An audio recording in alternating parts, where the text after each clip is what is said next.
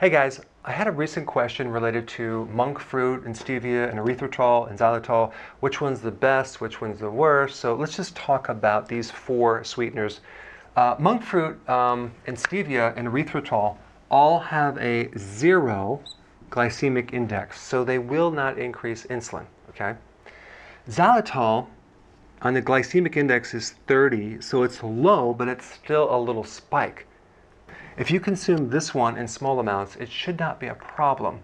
Now, I do use xylitol for a lot of different recipes simply because it really tastes just like sugar, okay? Stevia has a little bit of an aftertaste, but this is really good in things like flavoring water and carbonated water to make like a soda. And it's good in certain recipes. Monk fruit also has a slight little aftertaste. It's really, really sweet, so you don't need much of it. But both of these are very similar.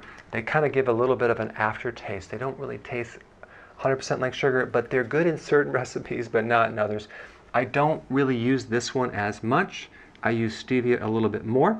Now, erythritol doesn't have the aftertaste, but it definitely does not taste like xylitol. It has more of a cold taste, a cold, sweet taste. But I still use this in recipes because it's great to combine this maybe with this or these two together and to have the right balance. Now, the other point about erythritol is sometimes it's made from corn, which is GMO. So you want to make sure this one is non-GMO. Okay. Same thing with xylitol.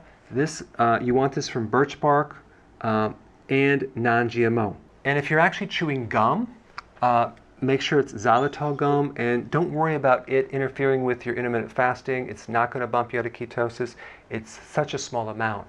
The gum that you don't want to consume is the gum with aspartame. You want to avoid these artificial sweeteners.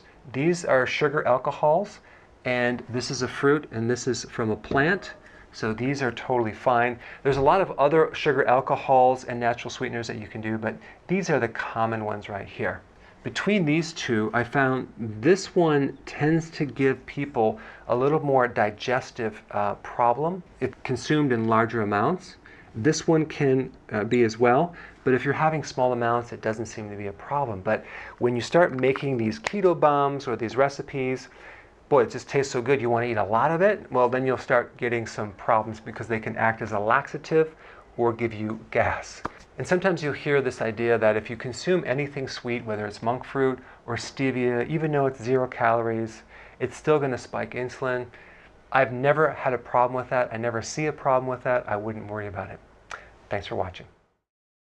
Hey, I appreciate your attention, and if you're enjoying these videos, go ahead and subscribe, and I will definitely keep you updated on future events, live events, and webinars that we're going to do very soon.